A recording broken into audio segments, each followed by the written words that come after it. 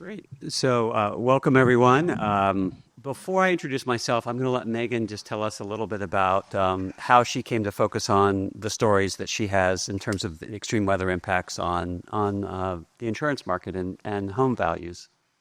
Yeah, thanks. Can everyone hear me okay? Delighted to be here with y'all today. So I'm an Austin-based journalist. I work for the Houston Chronicle. We have an Austin bureau that covers the state legislature. But I've been a journalist here in Austin for almost a decade. And most recently, I actually wrote a book about highways in the Texas Department of Transportation and their plan to expand highways across the state of Texas, looking really at the climate impacts of those policies. I've otherwise covered housing and sprawl and kind of all the ways that our built environments impact the climate.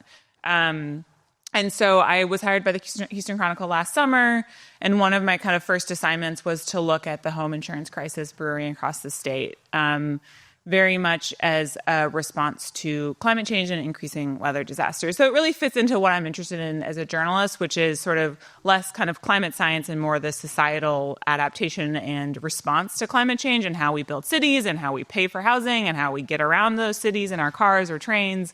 And so it really kind of fit pretty well for me. It's a sort of wonky policy area that has huge implications for homeowners, for renters, for our societies and where we live and where we'll be able to live in the future. So it was very fun to kind of dig in as my first big assignment at the Houston Chronicle.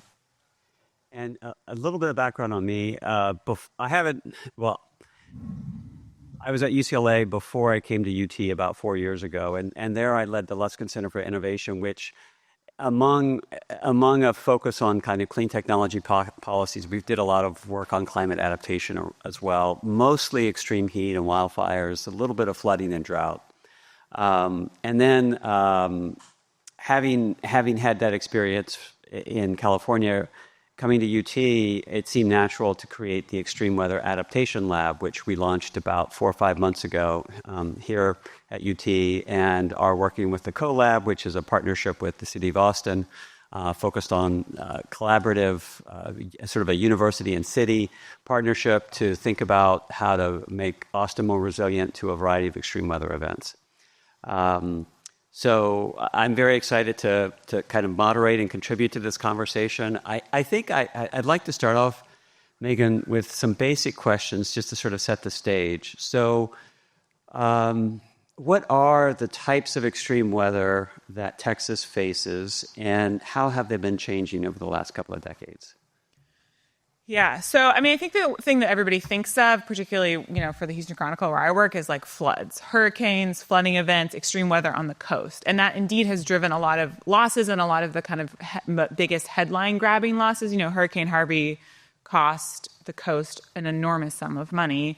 It was a huge loss. People are still recovering from it today. Hurricane Beryl a year ago. So hurricanes are a huge loss driver for Texas. But what I was surprised to learn when I started reporting is actually bigger than hurricanes are what kind of people in the industry call garden variety thunderstorms. So hailstorms. Hailstorms drive losses across North and Central Texas.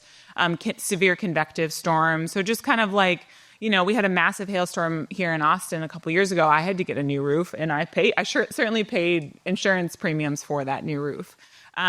So hail is a big one, severe convective storms, and wildfires. So wildfires in the Panhandle and in West Texas. So, I talked to a lot of experts who say, and probably everyone in this room knows, Texas is distinct in having almost every weather peril within its borders.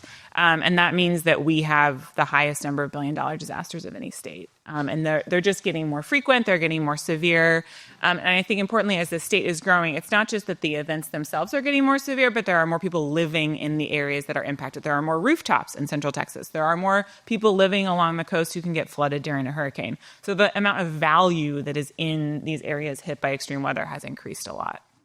Great. And I guess the one thing I would add that I was surprised by, I think it was it last summer or the summer before that, we had that exceptionally hot multi-day, 100-degree plus temperature. And I think that the Dallas Fed estimated that the state lost 1% of its GDP because people chose not to engage in lots of different kinds of activities, like going to restaurants and being outside and things like that. So, oh, wow. So one of the things that we want to focus on today is people's homes and the impacts of extreme weather on their homes. And we're going to do a deep dive on the effects of insurance and changes in insurance availability and cost on people's homes. But maybe we could set the stage by just talking about kind of the obvious question: why is the focus on the home so important from your perspective? Yeah, I mean, since the 1930s in the U.S., the structure of our economy is that we build wealth through homeownership. Mostly that was white families initially, but now it is kind of the structure of the U.S. economy is that real estate is how the average American builds wealth. The household wealth for a rentier family versus a homeowner family is significantly different. It's like a factor of 10. So it's a huge wealth generator for most families. People's equity is tied up in their homes. So it represents a big threat to people when those costs increase, as we saw in 2008 with the mortgage crisis. For me, what I find so captivating about it is I think home insurance is really where climate change is hitting people's pocketbooks. That is the basic front line of climate change is here and it is expensive. And people are frustrated and becoming very alarmed about the cost of insurance. And that's why, as a reporter, I think it's a fascinating story. I have been covering climate change for 15 years, and it's the cost has arrived. It is here, and I think that's why it's so compelling to me from a journalistic perspective. Right. So we're going to dive into insurance cost changes. I want to mention two other pathways that extreme weather can affect the value of a home or just the cost of living in a home. One is through your utility bills. So any of you who have paid your electricity bill in the last month can look at the bottom, and you are still paying for Winter Storm Uri, right? And so the utility bills increase the cost of electricity, the cost of water over time because of droughts, and sometimes because of debt-financed responses to extreme weather like Winter Storm Uri. So what happened there was a shortage of natural gas, a shortage of electricity, and electricity prices went sky high, especially natural gas prices. And in order to pay the natural gas suppliers, the state had to issue debt. It had to issue bonds just to cover the cost of that natural disaster, and they passed those on to all of us as ratepayers. So water and electricity is another pathway. And then the second or the third, insurance being the first, the third would be your property values. Not the property values, your tax rates.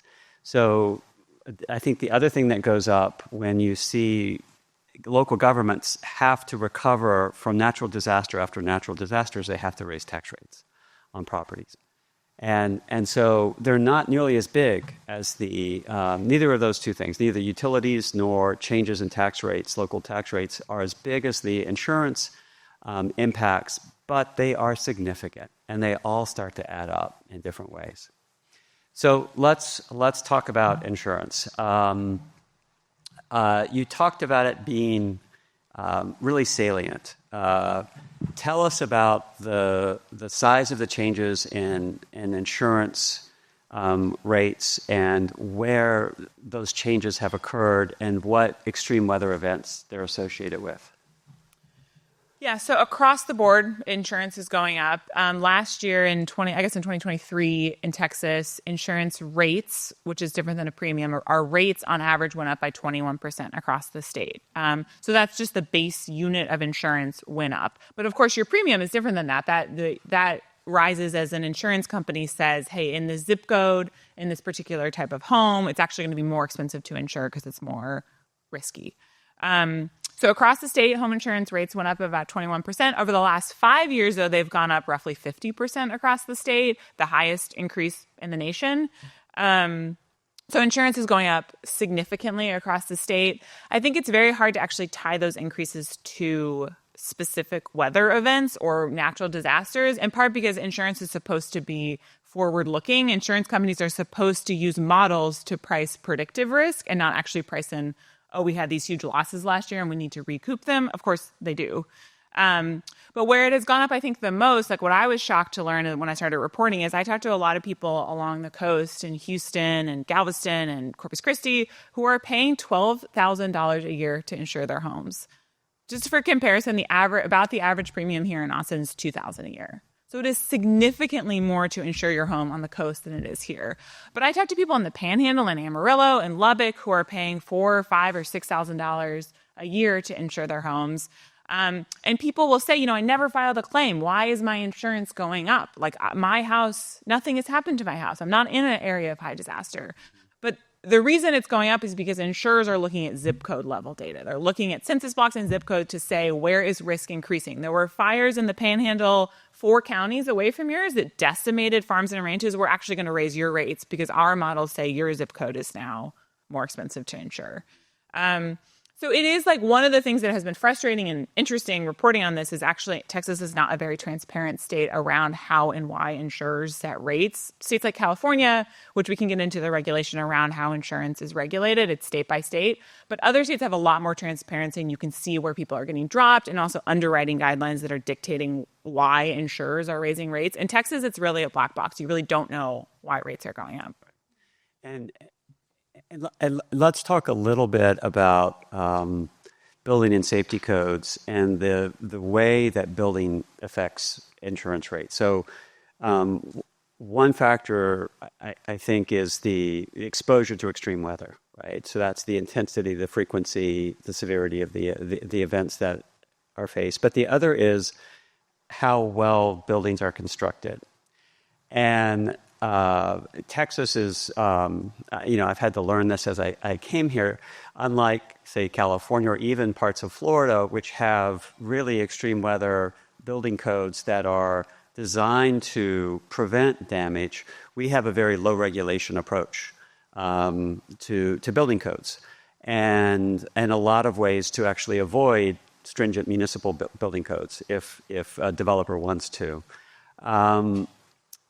And so can you talk a little bit about it seems like here we are, the capital of extreme weather in the country, with one of the most permissive building and safety codes in the country. Are we, when those two things collide, what's happening at the local level there? Yeah, well, folks in the legislature who have basically created this very lax building code, the lack of regulation, will say, it's very easy to build houses in Texas, therefore our houses are cheaper. And that is absolutely true. It is easy to build homes in Central Texas and Houston. And for a homeowner, that entry, that purchase price is indeed lower. But what that doesn't factor in is over the lifetime of a home, how much does it cost to maintain that home when a roof comes off in a hurricane or when, you get damaged during a hailstorm. So there's this group called the Insurance Institute for Business, what's it called, IBHS. Yeah, you probably know the acronym. Business Health and Safety or something like that? It's a research institute funded by the insurance industry. And their whole purpose is to figure out how can we make buildings more resilient? How can we make it so that when a hurricane hits Houston, all of the roofs don't come off? When a hailstorm hits Central Texas, every roof doesn't need to be replaced. When there's a fire, how can we make it so that it doesn't spread throughout an entire community? And so that is their whole purpose, is to actually research how do we make structures more resilient to extreme weather. And the insurance industry has an obvious incentive to do that, right? They would have to pay out fewer losses if they can figure that out. It's the Insurance Institute for Business and Home Safety. There we go. Insurance Institute for Business and Home Safety. They are actually really great. They have videos on their website they have this basically research institute in South Carolina, and they have test homes that they batter with hurricane force winds and hail. They're fun videos to watch if you procrastinate any other work. But they have actually come up with a standard. It's called Fortified, which says there is a measurable decrease in this home's risk profile if you build according to these standards. If you tie your roof to your house better. Most damage happens because of the roof, because once a roof comes off, if it's raining, then everything within that house gets wet. We can have the walls be stronger against wind. We can have the foundation be better attached to those walls. So there's basic building codes that they have. They're on their website. They're all written down. You can get your home fortified to a higher standard. And some states have required insurers to provide discounts on those homes. So the Alabama is kind of the held up in the industry is the best example of this. About a decade ago in 2014, their legislature created a program called Strengthen Alabama Homes, where they started giving $10,000 grants to homeowners to upgrade their roofs or their entire homes to these fortified standards.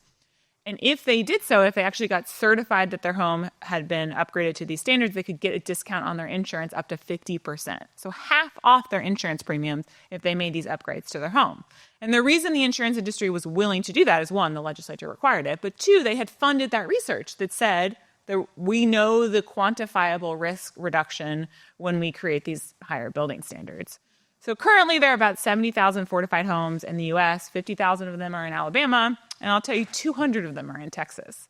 So we have basically ignored all of the science that says if you build stronger homes, your risk goes down and your premiums go down. The legislature has tried last session, and there's a bill filed this session to create a program to incentivize fortified construction, but there's a big resistance in the state from like builders who don't want more regulation. But it's like other states, Alabama is, if you want to talk politics, it's a red state. They have just figured out that there is science behind risk reduction that is going to save people money. It's going to save the state money, municipalities money. Like, let's encourage that. So it definitely exists. And I think building codes are not a thing I was thinking about when I started reporting on insurance, but are a hugely important part of the puzzle. And I think, one of the opportunities is to think about how to extend fortified to other types of extreme weather, right? Like extreme heat or, other impact, wildfire maybe. And maybe we could just linger a little bit on the policy question, because I'm assuming developers are resistant because they don't want it to be mandatory. But why not create a market-driven voluntary certification process that basically, if homeowners wanted to participate in, they could pay more during the construction phase, and then they would have lower insurance premiums and maybe even lower property taxes, depending on whether the local government sees a benefit and things like that. Is that something, a policy design that you think could work? Yeah, some states have done that, have made it voluntary. I mean, Alabama's program is voluntary. The only requirement is that insurers provide discounts. And I think that is what people I talked to said that's a really important piece of the puzzle, because it means that if I don't get a grant from the government and I'm just going to use all of my own money, I can calculate my savings. I can say, hey, I'm going to get 50% off my $2,000 annual premium. Therefore, over 10 years, 15 years, I'm going to pay this off. I'm going to pay off this investment. And that's a pretty easy calculation for homeowners. I think if you don't know how much discount you're going to get, it's like a harder financial sell for the average homeowner, particularly in an existing home. Right. And like on the new build, indeed, like it could be voluntary in the sense of like developers could market fortified homes, more resilient structures. You would think there's a market for that, for people who want to buy structures that are not going to fall over in the next hurricane. Yeah. But I think that requires indeed like more education, more like also having it codified in the building code so that people know what they're getting, that it's not just like, a stamp on a, package of coffee. And I'm like, what does that actually mean? And that requires some policy language to codify it. I think it certainly could be voluntary. Mm-hmm. But the builders I talk to, a lot of them don't even want that. Right. And then the other policy strategy that you sometimes see kind of early when we, are launching a new policy area is the federal government will say, we're going to take the lead. So all affordable housing units we build would have to be fortified. Mm-hmm. Do we see any of that happening in either here in Texas or Florida or California? Do you know? So in Houston Habitat, so the Houston chapter of Habitat for Humanity, every one of their new homes that they have built has a fortified roof, because they made that calculation as a nonprofit saying, hey, we help our homeowners stay in the home over their 30-year mortgage. Like, we're factoring those costs in. And so we want to have fewer repairs for us and for our homeowners. And so they have built something like, 100 homes in Houston with fortified roofs, but voluntarily. They're absorbing all of that extra cost. I thought it was funny. I interviewed the construction manager for Houston Habitat, and Habitat homes are famously volunteer built. And the kind of the best way to describe fortified is that there's a denser nail pattern. There's more nails. And he's like, what better way to do this? Like, we have a bunch of hammerers, like unskilled labor drilling in nails. Like, let's throw some more nails at them and get them to make these roofs stronger. So they have done that. I don't know as much about Florida. Actually has really good building codes. So I don't know enough about like how that has played out in the volunteer space, but they have stronger building codes, right, and their homes perform better. Right. So many of us have probably heard that in California, even weeks and months before the extreme fires that they had in Los Angeles, insurance companies were repealing coverage, pulling back and basically saying, we're not going to offer you any property insurance, which, they seem like they have two choices. They can raise your rates and your premiums, and they can choose to not offer you any coverage at all. Can you talk a little bit, just at a high level initially, about how different states have approached the property insurance market and the regulation of those firms? Yeah, so home insurance is regulated by states, not the federal government, and there are basically two ways to regulate home insurance. You can have companies submit their rates for approval by the state before they can go into effect. That's basically what we do with utilities. Utilities have to ask before they can raise their rates. And in California, it's called prior approval. Companies like State Farm have to say, here's what we want to charge homeowners, and here's our justification for doing so. And the California Department of Insurance says, great or no. In Texas, as in probably about half the country, half of the states, it's a state called file and use. So State Farm here in Texas can just say, hey, we're going to charge this to our customers, and TDI can retroactively, the Texas Department of Insurance can go back and say, hey, we reviewed your rate filing and we need to ask you some questions and you need to revise it. But it happens only after that rate has gone into effect. It's called file and use. In practice, that means that most rate filings that are submitted in Texas go into effect. I actually asked the TDI for their rejection rates, and since 2017, 22,000 rates have been filed by property insurers in Texas, and guess how many have been rejected? 0. None of them. So that means that companies operating here can do essentially what they want with very little oversight. TDI would dispute that. They would say, we review all the rate filings, but the evidence, I think, speaks for itself. I think what is so interesting about that, though, is affordability and availability are two sides of the same coin. California's system means that indeed rates are lower. They have more oversight and regulation of homeowners, but it's much harder to get insurance. Lots of people are getting dropped and they're going to the state's insurer of last resort, which is just subpar coverage. It's not as good of coverage for homeowners, and it's often much more expensive.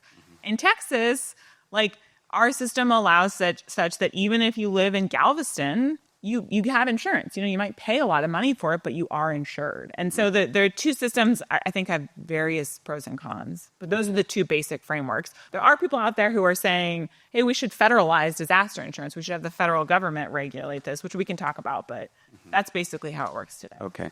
And let's linger for just a moment, because I think we're at the point where it's important to emphasize you might be tempted to go without insurance. What are the consequences under different circumstances of homeowners just saying, I'm not going to be insured? Mm-hmm.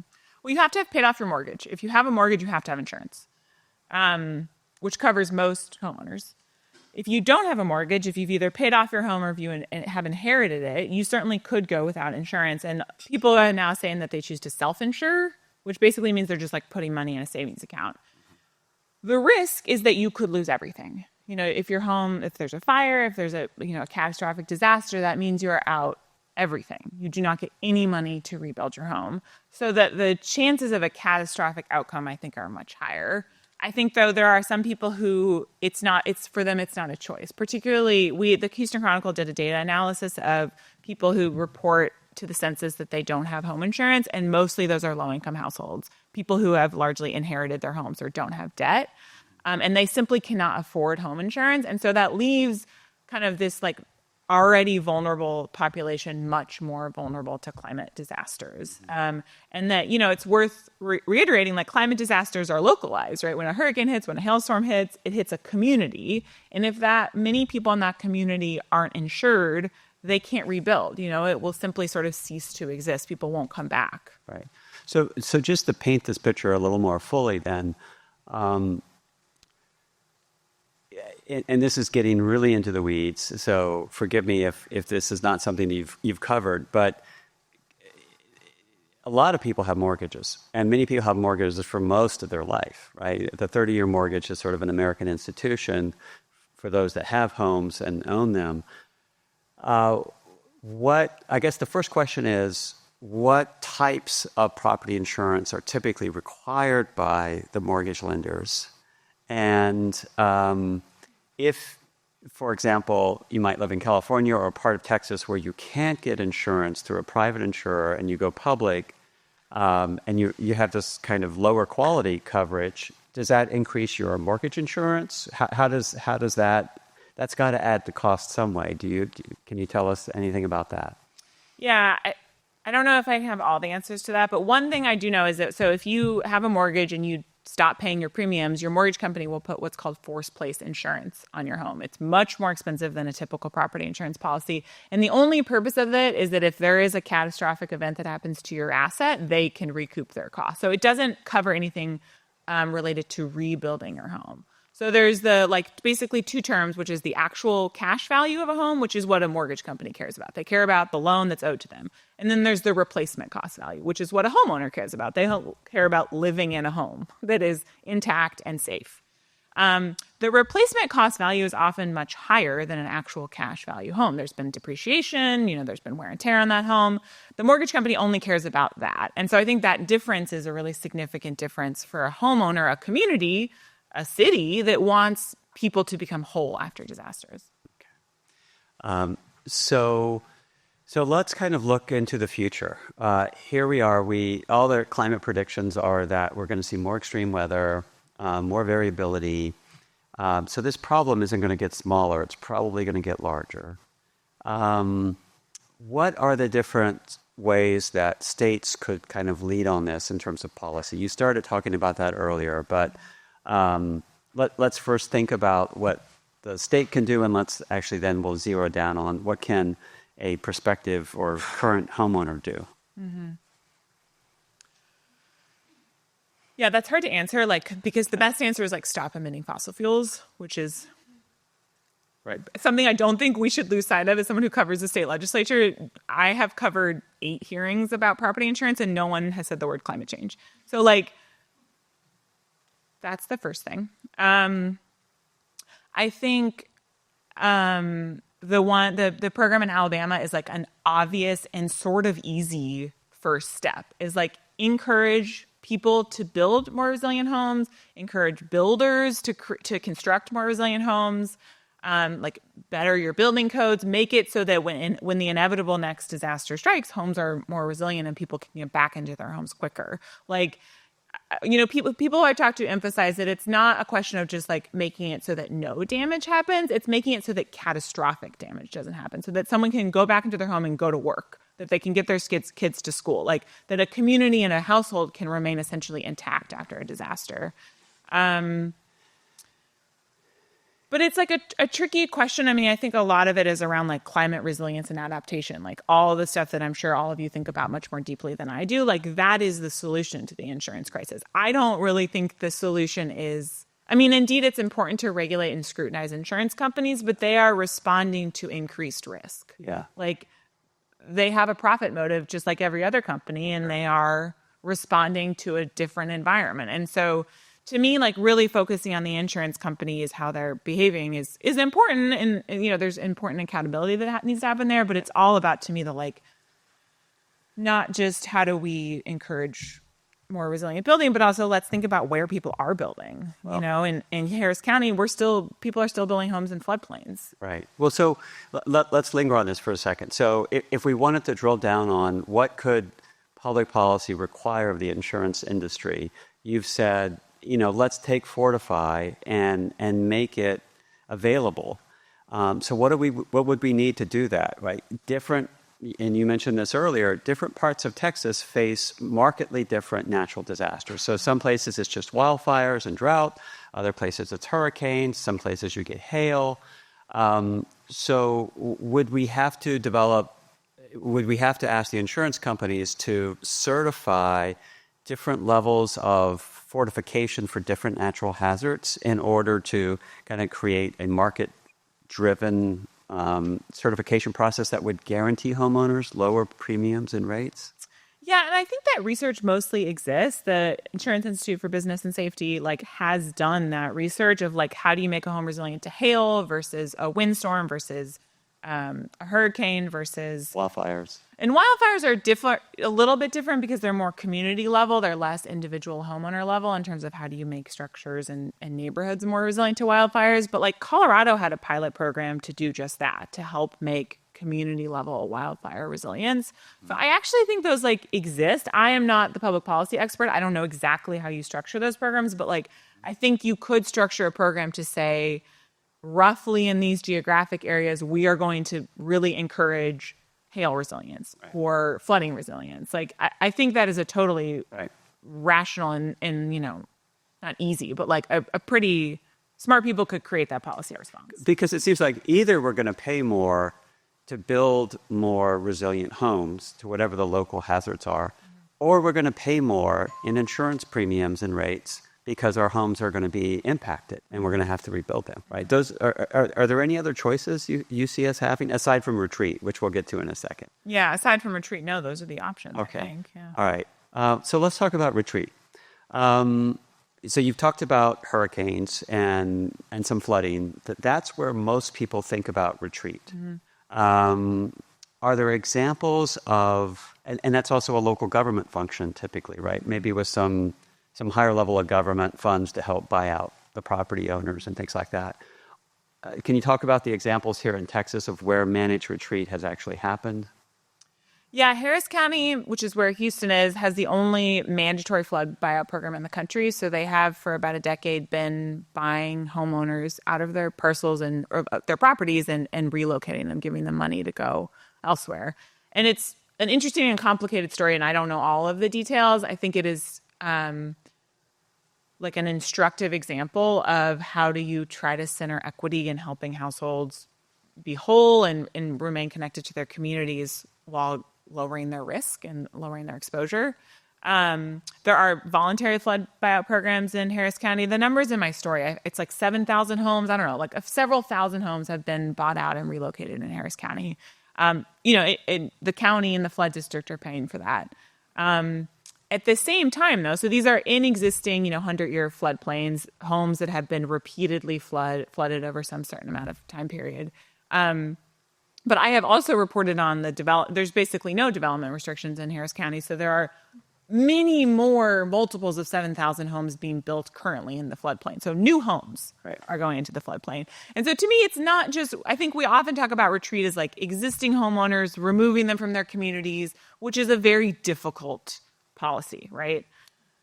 It is much easier to just not put those people there in the first place. And like, we are still doing that over and over and over, not just in Harris County. That's happening here in Central Texas. There are floodplains along riparian areas in San Antonio and Austin. And like, there's very little restriction around where new homes can be built. And so I think to me, like the more impactful thing we could do right now is like, where can you build a new home? Right. And I'll just point out that, there are several counties in Texas that don't have updated floodplain maps. Right. So if we even wanted to implement a voluntary don't build here kind of framework, let alone a mandatory one because of the broader social cost, we actually, that's another thing the government could do, and the state government would be responsible for it, is really updating all the floodplain maps for Texas counties, because we have 254 counties. I don't know the exact number, but a significant number don't have current floodplain maps that are accurate. So that would be important. You probably recall that right after the LA fires, the Trump presidency said, we're only going to give you disaster relief aid if you basically if you engage in some managed retreat, if you build in ways that expose the future property owners less to that. Are there other examples in the country on the fire side or other hazards where we've seen aid tied to more resilient or better designed rebuilding? That's a great question. I don't know. I don't know the answer to it. The only thing my only thought on that is I talked to folks who in Houston after Hurricane Harvey said this is the time to enact better building codes, right? Like we're about to rebuild a bunch of structures. Let's come in. There's a group called, what are they called? It's in my story. Anyway, a national nonprofit that focuses on better building codes. And after a disaster is kind of the worst time to make anything better, right? Like communities, people, families are in emergency mode. You need to get people back to shelter. You need to get people back to school, to work. And so I do think like my only observation is that's a hard time to do stuff. Like, and policy though tends to be kind of reactive, right? It's much harder to do something proactive in a time of good weather, sunshine day. It's harder to do that stuff, but it's also very hard after a disaster, I think. So no, that's a great question. I don't know. Okay. Short answer. And one more question, and then we're going to go to audience Q&A. So I remember reading in one of your stories and being surprised by how much authority the Texas insurance regulator had, but didn't seem to exercise or actively use any of that authority. And you mentioned that in terms of the number of filings that were objected to. Can you just describe what the scope of their authority is, and what do you think is preventing them from exercising that authority more? That's a great question. So the commissioner of the Texas Department of Insurance is a woman named Cassie Brown. She was appointed by Governor Abbott, so she's a political appointee. And she has the power she and her office, to review these rate filings and reject or accept them. I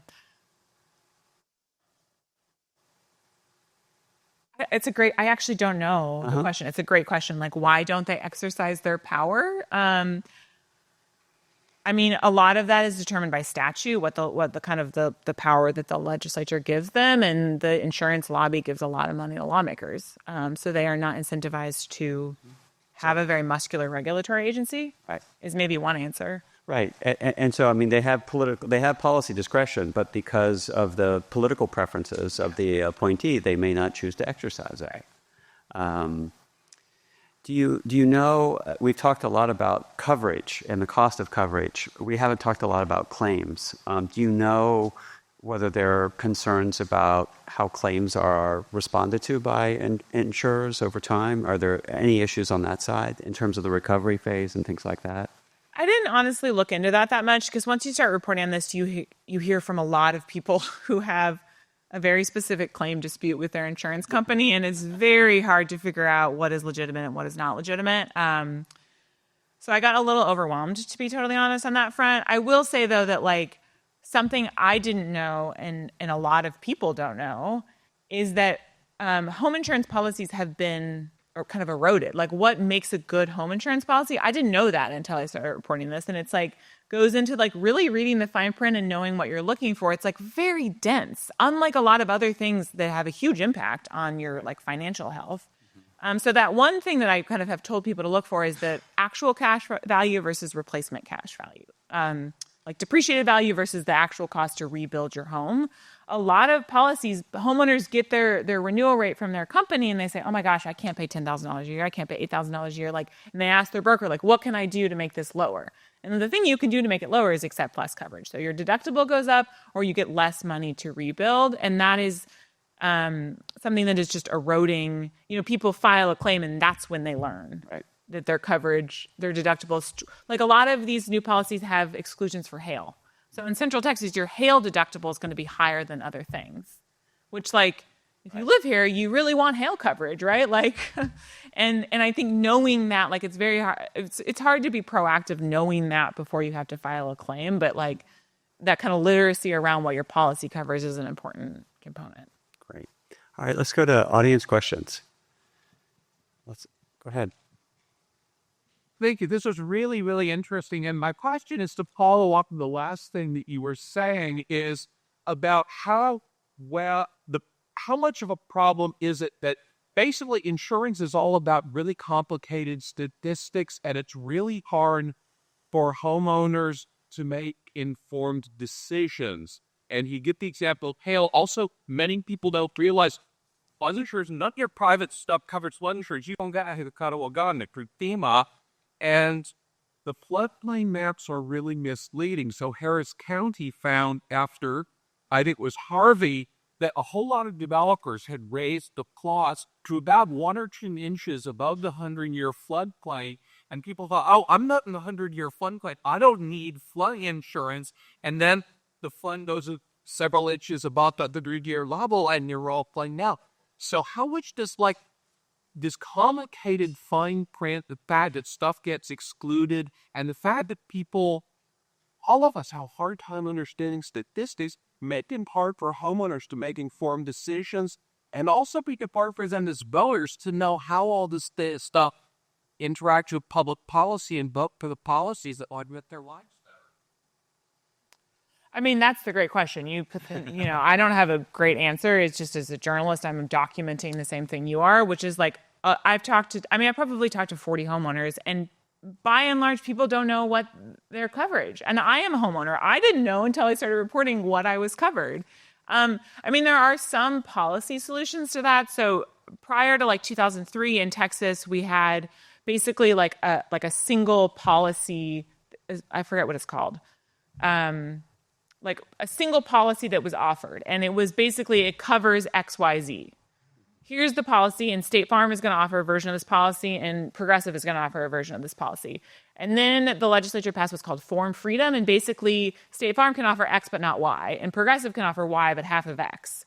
And so what, insurance lobbyists will say is we have a much more flexible market. There's more consumer choice that if I only want X but not Y, I can go find that. Which is indeed, that's true. That's absolutely true. But the flip side of that is that it is much harder to understand if you are covered for X and Y and for how much. And so, the state could do some pretty simple things to require transparency and disclosure. One thing that actually is very simple that a Republican lawmaker filed this session is a bill that would require, if an insurance company drops you, they have to tell you why. They currently do not have to tell you why. So people are left going, was it that claim I filed 12 years ago? Was it the tree over my house? Or is it just that my zip code has higher hail risk? And now the insurance company is required to tell you. That's a very small but simple thing that could help. So speaking of consumer information, we forgot to talk about First Street. And companies like First Street. You want to explain how First Street works and why it's important? Yeah, so First Street is a data company. They were a nonprofit. They now are a for-profit company. But the whole idea is to democratize climate data. I don't know when they started. You might know. I don't know exactly. Maybe a decade. But what they have done, which I think is really powerful, is they have modeled climate risk, flood risk, heat, high wind, hail, and maybe rain. I don't know, something like that. 5 climate perils. Air pollution, too. Air pollution. Yeah. And they have integrated those into real estate listing companies. So Redfin, Zillow, Realtor.com, and Home.com. When you go to those websites now, you can look up an address and you can see how it rates on climate perils. And that is a way to give consumers much more available information as they are purchasing a home, as they are potentially renting a home. What perils am I exposing myself to? If I see that a home has a flood factor of 10, maybe I'm not going to buy that home. And the result is I think a pretty interesting recalibration of the real estate market, which could have potentially enormous impacts for people who live in those flood factor homes of 10. But I think that what it does is also factors climate risk into markets, that people can make financial decisions based on climate risk. Yep. Awesome. Thank you. Let's go here and then back there. Yeah, thank you so much. It's a really interesting discussion. We would try and give you 2 questions that are succinct.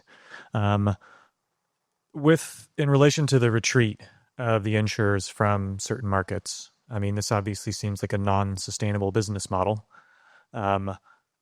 Good policy obviously takes the insurance company lobbyists being on board with supporting some of these changes. So I'm just wondering, in your interactions with the insurance companies, if you've interviewed them, they have the data. They own the institute that does the science. Are you seeing them wanting to not retreat and wanting to go lobby before legislatures and start saying, hey, here's requirements we would like you to see and we will return to it? Or are they just a bit whipsawed by how quickly this is happening? And then maybe one that's a little bit more nerdy, since you came from California, I was maybe wondering if you have an opinion on the decision for allowing reinsurance costs to be passed through to homeowners that California instituted recently. Thank you. Who to start? Sure. Sorry, the first question was about... Yeah, so the insurance companies are leaving. Oh, right, yeah, the retreat, yeah. Their Yeah. profit share, are they leaning in saying, please regulate these markets because we want this data. Yeah, no, they are not asking for more regulation. I mean, insurance companies are in the business of like measuring risk. Like that's what they do. That's what they've done for 200 years. Like this is just shouldn't be like this is how they make money, right? Like they want to be in markets. They want to be charging people money to mitigate risk. I mean, to kind of not mitigate, but like cover risk.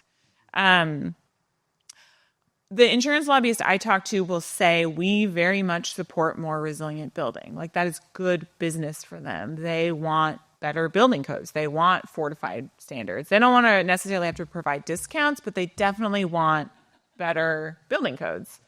So they will say that. They don't want to be regulated because what company wants to be regulated? But I mean, I will say like a lot of what I talked to kind of a lot of consumer activists who are like people who have been in the lobbying for insurance for consumers in the insurance space for 2 decades. Insurance companies have known about climate change for a very long time and were very slow to price it into their models. And so what someone told me at First Street Foundation, I talked to this climate data company, said is that we have built up a climate debt that we have been living in these homes and these neighborhoods and these communities that had higher climate risk, but we didn't know it. It was not priced into our insurance. It was not priced into our home values. And what we are doing now is we are catching up to that debt. Yeah. And that is in part the fault of insurance companies who didn't price it in, who didn't have their models factor in climate change. And I guess I would just add that I think in places like California where you have a for-profit industry and you have price caps, you're going to get insurance companies refusing to provide a service, and that's totally legal. And it's really what the public sector is there for, in principle, is to provide that safety net if needed. But the other approach, and I think this is where we'll go as a country, is moving towards variable levels of fortification certification for different hazards, so that and then requiring insurance companies to build into their risk models and their premiums and rates reasonable costs, depending on how fortified your particular structure is. And so you get to pay up front when you build, or you get to pay later on as you live in it, and it's less fortified. But I think there's really no other set of options, and it's not that different from what we do with regulated utilities currently. And you'll see a tremendous amount of, I think, innovation in the building construction industry once you do this. One of the things I've studied over time is just how well firms respond to new environmental regulations. And I remember a mere 15 years ago, you had every automaker in the country saying, we will never build an electric vehicle that can go more than 150 miles. Never. And now we have 65 models that are over 300 miles. So, I wouldn't underestimate the ability of the construction industry, if they get serious about this, to bring the cost down a lot. But we haven't actually created any incentives for them to do that yet. And then I'm a big believer in this. I think all day long you've been hearing about how do we communicate climate change, and let's talk about extreme weather. And I'm on board with that. Our lab is the Extreme Weather Adaptation Lab. But I think this is how Texans and other southern states that have been very resistant to kind of accepting that climate pollution is happening and we need to adapt. I think price signals are the way people are going to wake up and respond. And so I think passing on reinsurance costs is a great thing. I think it should be fully costed. And at the same time, I think we should give consumers and the industry as much opportunity to adapt and keep everybody honest as possible in the process. Would you define about the reinsurance thing, though? So insurance companies, when they issue policies, they go to other financial entities to kind of hedge their own risks. So just as they're trying to make sure that homeowners can hedge their climate risk, they hedge their own risk, and that's kind of what the reinsurance industry is about. Yeah. Yeah. Hello? Okay. Thanks so much for this. It's a really illuminating discussion. Really appreciate it. I remember you touched briefly on the idea of just like kind of making disaster insurance a federal responsibility. And I think I'm very curious as to has that discussion sort of like, because like you said, like there's this price point that like might make this kind of more palatable in places that aren't generally pro-nationalizing things. Can you talk a bit about like the tenor of the conversations around that you've heard? And is that kind of infiltrating into spaces beyond people who are generally very pro-nationalizing things? I mean, do you want to talk about how extensive the existing programs are in California or any place else? Or, I mean, you talked about it a little bit here. You mentioned the wind insurance here, but... Well, I was talking about, when I said that, I was talking about Adam Schiff filed this, the senator from California filed a bill called the Insure Act. Are you familiar with this? No. It would basically like what FEMA does is flood insurance is a pool that is a national pool of flood insurance, right? It's not just state by state. And there are other perils that we could do that for. And the idea behind that is that, you know, a lot of these companies are buying reinsurance from global firms, and that we as the federal government has a big enough treasury that we could backstop our own insurers so that there's fewer costs that we're paying to this global reinsurance market.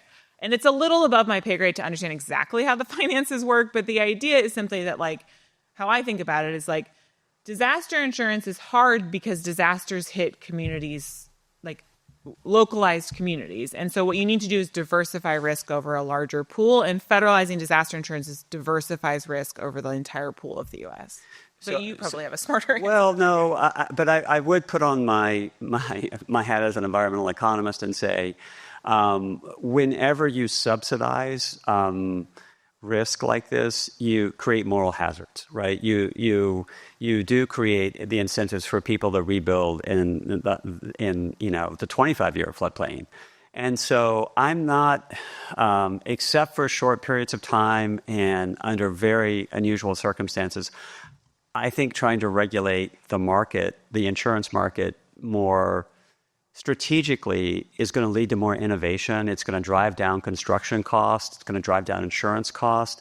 The government's not very good at being dynamically reactive to changes. And what you want is you want to create this incentive for home developers to develop more low cost, higher fortified homes that are bespoke to the climate, the extreme weather hazards in that location.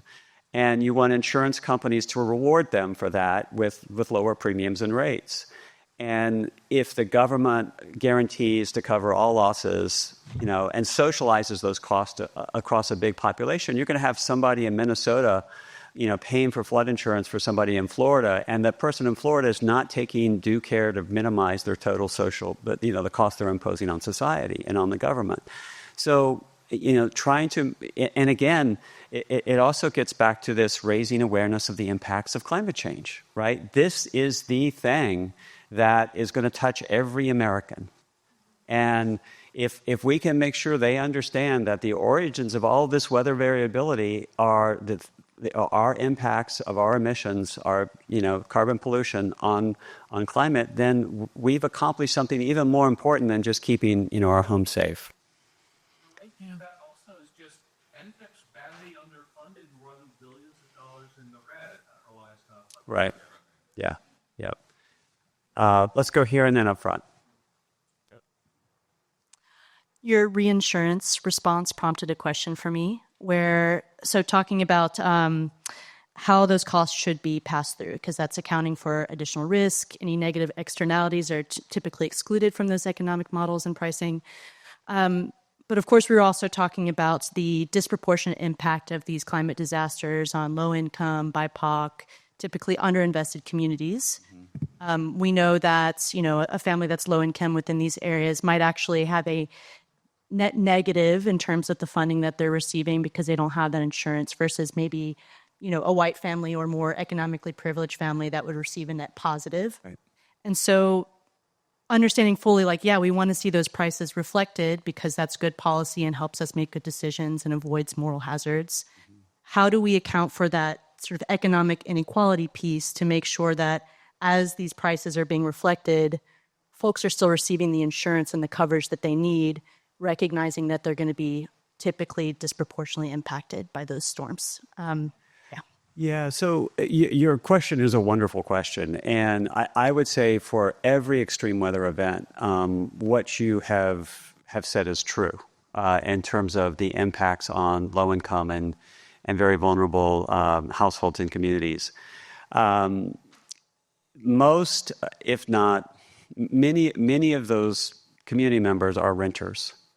And so now we're kind of into a different question, which is, what does renters insurance cover? And do they even have renters insurance? And should we have a safety net for folks that, and it's you really get into the disaster recovery policy world and what kinds of payouts the government should make to families that are recovering. Should those things be means tested, which I would advocate for? And none of our FEMA disbursement frameworks are means tested currently. State governments and the federal government, but especially state governments, hate means tested programs because they have to know and verify a family's income, and it's a little bit complicated, but it's totally doable. And in our healthcare system right now, you have to do it every 6 months. So it can be done, but that's the direction I would focus in terms of developing more robust policies to help those kinds of families. I have maybe a wonky question, which is I hear a lot of climate folks who are talking about insurance, talking about parametric insurance as part of like the complement to or traditional insurance. And I feel like I grasp that the trigger is the event. The trigger for the payout is the event rather than an assessment of the cost of the damage. Mm-hmm. But I'm just curious, like, how do you guys see that fitting in? How does that change the incentives? Is that a helpful direction that we should be pushing, more focus towards? Are you familiar? Yeah. So it's been a while since I looked at parametric insurance strategies, and I couldn't find any actual. There was a lot of excitement as I was leaving UCLA, 5 or 6 years ago about this, especially in the context of wildfires. But I wasn't able to find a single example of it being implemented. And so I'm afraid I'm going to give you the unsatisfying answers. I'm not sure. Yeah. Hi. So I have a little bit of a question in terms of the focus of where we look about these issues on the coast of Texas. So my group is involved in integrated modeling of flooding and infectious diseases that occur as a result of the flooding along Texas. And the most vulnerable region that we work with is down on the South Texas on the frontier with Mexico. And when we're discussing issues of extreme weather and flooding down there, it's really a completely different story compared to when you're in a resource-rich environment like Harris County. And I'm very curious to know what your take is on this. One of the things that comes up with our modeling, because we make these integrated models, we have to look beyond the housing because they often find that in terms of FEMA, right, they struggle to get FEMA funding because of the value of the property. You have to hit a certain level. So they have to look beyond not just housing, but to other areas. And that's where some of our integrated modeling sometimes can help them in looking at other things. So I'm very curious in terms of, have you looked at the contrasts along the Texas coast beyond Harris County? I haven't. No, I mean, South Texas is a hugely important area that I didn't have time to get down there. So I don't have an answer to that. It's a great question. Thank you so much. I looked up my house on First Street because I hadn't heard of that before, which was slightly terrifying. Good to know that I have low fire risk because I find that very scary, but everything else was a little bit, I didn't understand, I don't think, my personal risk. So that was a great resource. I know that you've said that the legislature in general, but in Texas is obviously not pro-regulation, but Megan, you mentioned that you've listened to 7 or 8 hearings about insurance, and they're not talking about climate change at all, either, not on the mitigation side, and I guess not on the adaptation side either. And then you asked about what did you ask about? You asked something about the insurance lobby. Like, are they asking to be regulated? No.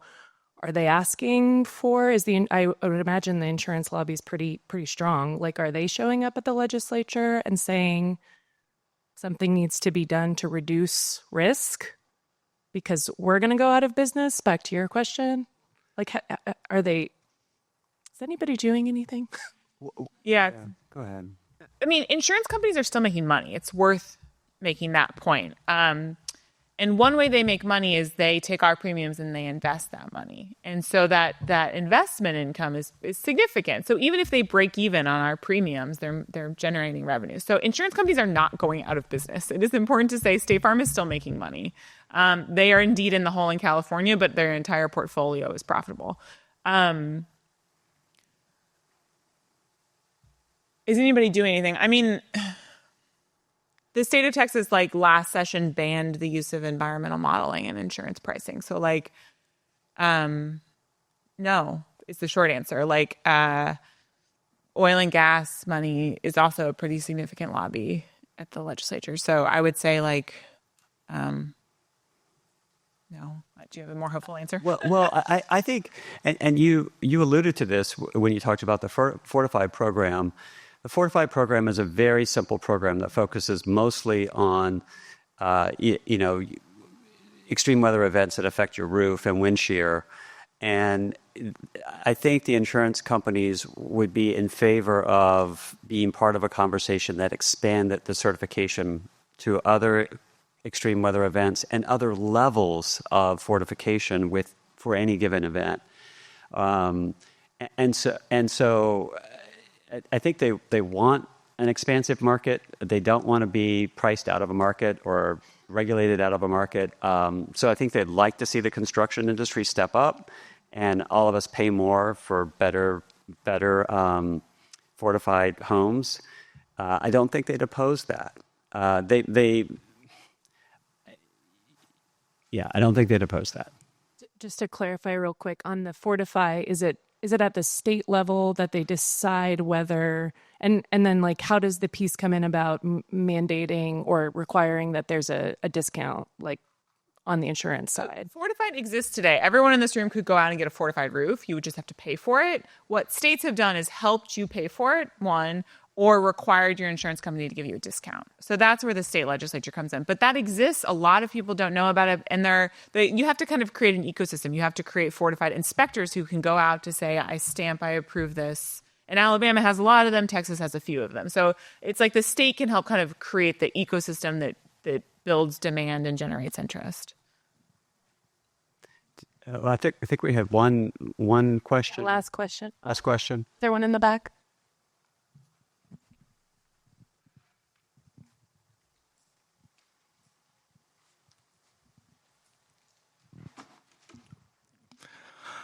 Hi, I just wanted to ask about what role regarding reform when it comes to kind of federal programs, especially NFIP, but also the federal procurement flood maps will kind of take in this conversation. I know there's been a lot of people chatting about kind of options for socializing insurance and stuff. And as someone already mentioned, the NFIP is famously just very ineffective, constantly running under. And that is also one of the things that complicates it when it comes to the, more commercial side because of the fact that many people may not be covered in terms of the federal flood insurance program. So I'm wondering what role that kind of looks like and how that interaction between these, insurance forms and also the federal program, what that engagement looks like in these conversations. I honestly don't know enough about the federal flood insurance program. People in this room might probably know more than I do. I mean, I think one of the challenges with that program also, in addition to over-socializing the cost and creating a moral hazard for rebuilding is, and I think that's the biggest drawback, and we all have acknowledged that, is that,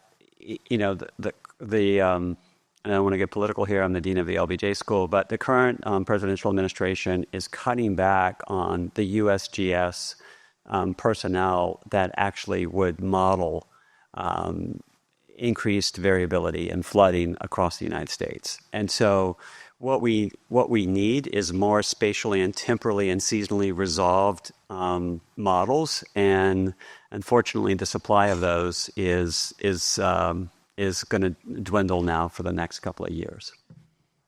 I also think like one thing I learned is like the size of our liability dwarfs any financial mechanism to respond to it. Like someone told me this, and I'm going to make up the numbers, so please don't quote me. But like, you know, the liability, the exposure in the U.S. to climate risk is something like $1 trillion, and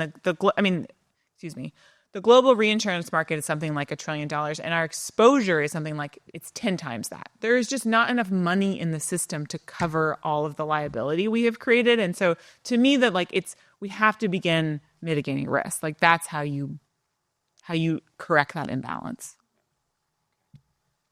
Okay, one more. Maybe this is a good wrap-up question. So at the beginning of your talk, you mentioned about the virtuous cycle of home buying, how people would buy houses and it would basically create wealth for them through more or less forced savings. At what point in time do you see the breakdown of that virtuous cycle, and what would that look like to basically where in the system it would induce contractors, induce the insurance company, induce regulators to actually take action? What would that look like in order to kind of tip that, or what might you think that might look like? To tip it, let's see what you mean by tip it. To tip it to where homeowners, people no longer see the value in actually owning a home, or to where the asset's not there because they're spending the money on operating income to pay for either upgrades, property taxes, insurance, etc. I mean, I think that tipping point is happening like now, right now. Yeah.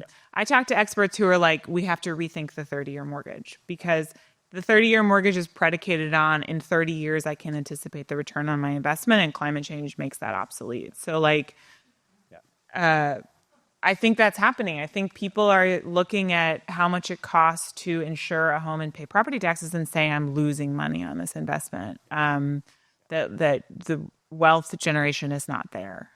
So it's happening. What will be the response is a great question that I hope, everyone's working on. I completely agree. I think in many communities it's happening now, and I think you can look at the mortgage market and you can see this start to happen. And to me, that is the ultimate indicator. If people can no longer get a mortgage product that covers and meets their needs because of climate change, we're at a turning point. Because that's a huge industry, right? Huge. And I hear that anecdotally, from homeowners who are like, I am underwater. Why did I do this? So I hear that again and again and again on the ground. Like I think there's the mortgage markets, and then there's people's perception of home ownership being a good deal. And increasingly people don't think it's a good deal.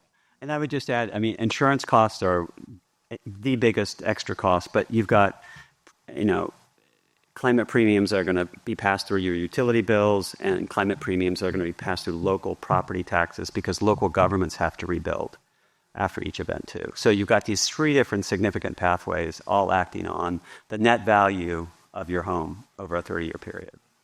So thank you guys so much. Thank you. Thank you.